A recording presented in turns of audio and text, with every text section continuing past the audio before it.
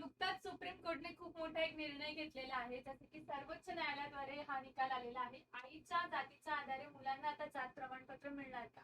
तर हा जो प्रश्न आहे, या प्रश्नाबद्दलचे जेवढे पण प्रश्न तुम्हाला क्वेरीज येतात त्या सर्व आपण इथे सॉल्व्ह करायचा प्रयत्न करू. आणि हे खूप चांगली एक म्हणजे सर्वोच्च न्यायालयाने घेतलेला एक निर्णय आहे, त्याबद्दल या व्हिडिओमध्ये आपण बघणार आहोत. तर बघा की नवी दिल्ली शिक्षणाशी निगडीत गरज लक्षात घेता सुप्रीम कोर्टाने सोमवारी एक अत्यंत महत्त्वाचा निर्णय दिला आहे. तर अल्पवयीन मुलीला तिच्या आईच्या जातीच्या आधारे अनुसूचित जातीचे प्रमाणपत्र जारी करण्याचे आदेश सुप्रीम कोर्टाने दिले. तर आता थोडक्यात आपण ही केस काय आहे ती जाणून घेऊया की जी अल्पवयीन मुलगी होती ती एसटी कॅटेगरीची होती आणि तिची जी आई आहे ती एसटी कॅटेगरी मधील आहे आणि तिचे वडील जे आहे ते अदर कोणत्या तरी एका कॅटेगरीतले आहेत. ओके. तर यामध्ये जी आई आहे तिचं पूर्ण जे पालन पोषण आहे ते तिच्या आईच्या घरी झालेलं आहे आणि एक घर जावे अशा पद्धतीने तिच्या आईने त्याचं पूर्ण पालन पोषण केलेलं आहे त्या मुलीचं. आणि तिचे जे वडील आहे ते सुद्धा त्या आईच्या घरी तिथे राहतात. त्यामुळे तिचे जी फॅमिली आहे ती पूर्ण एसटी कॅटेगरीची आहे, तिचे वडील वगळता.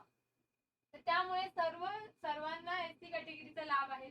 तर त्या मुलीलाही तिच्या शिक्षणामध्ये तिच्या कॅटेगरीचा लाभ मिळावा यासाठी ही याचिका दाखल करण्यात आलेली.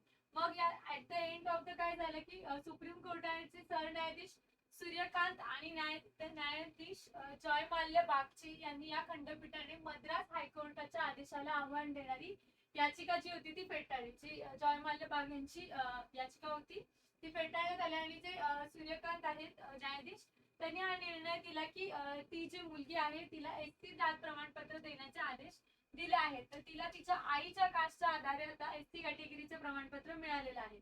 पण यावरती प्रश्न काय तयार होतो की आता ते जे कास्ट सर्टिफिकेट तिला देण्यात आलं कारण की तिच्या शिक्षणाचा तिला लाभ घेता यावा, त्यामुळे सुप्रीम कोर्टने हा निर्णय दिलेला आहे. परंतु यातून असे प्रश्न निघतात की भविष्यात त्याचे परिणाम झाले असते की सुप्रीम कोर्टाने म्हटलं वेळेनुसार परिस्थितीत बदल होत आहेत, तर मग आईच्या जातीच्या आधारे जात प्रमाणपत्र का जारी केले जाऊ शकत नाही असं सरन्यायाधीशांनी म्हटलं.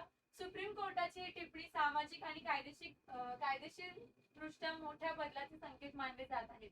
तर भविष्यामध्ये ज्याप्रमाणे तिला कास्ट सर्टिफिकेट मिळालेलं आहे त्याप्रमाणे भविष्यात इतरही जे कॅटेगरीचे उमेदवार आहेत त्यांना सुद्धा या प्रकारे तरतूद केली जाऊ शकते. त्याबद्दल आता खूप साऱ्या याचिका दाखल केल्या जात आहेत की कशा प्रकारे कास्ट सर्टिफिकेटचं काढलं जात आहे. तर यावरती सुद्धा आपण पुढे जे आहे की आता हे जे प्रमाणपत्र आहे ते का महत्वाचं आहे. एसटी प्रमाणपत्र मिळण्याचा जो निर्णय आहे ते मातृजातीच्या समुदायात वाढले असेल तर न्यायालयाने हे प्रमाणपत्र मंजूर केले आहे. तर त्या प्रकारे आपण हे प्रमाणपत्र आता काढू शकणार आहोत. त्याबद्दल अजून कंप्लीट निर्णय असा सुप्रीम कोर्टने दिलेला नाहीये. याबद्दल लवकरच याचा निर्णय आपल्याला पूर्ण कळेल की हे अशा प्रकारे आपण आता कास्ट सर्टिफिकेट काढू शकतो का.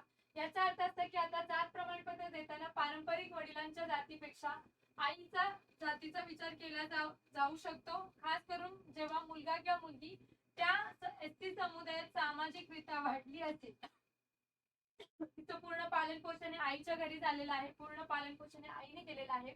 त्यामुळे सामाजिकरित्या जर तिची वाढ तशी झाली असेल तर तिला त्या कास्टचा लाभ घेता येऊ शकतो.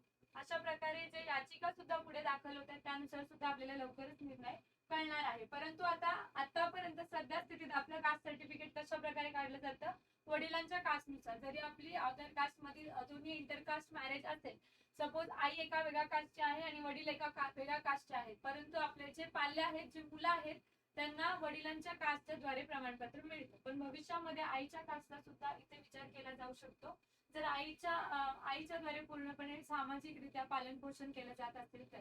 तर सुप्रीम कोर्टाने पारंपरिक निर्णयाला थोडं लवचिक बनवलं आहे. बदलत्या काळात आईच्या जातीच्या आधारावर प्रमाणपत्र हे तुम्हाला आता मिळू शकते.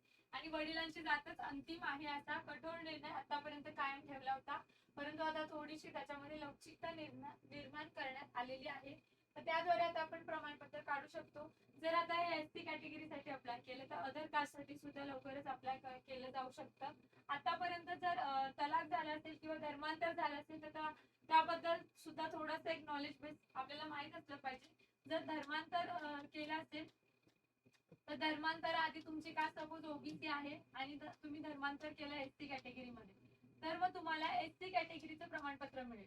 तर या प्रकारे तुम्ही डॉक्युमेंट काढू शकता ज्यांचं धर्मांतर झालेलं आहे. त्यानंतर तलाक नंतर किंवा आफ्टर डिवोर्स जर आहे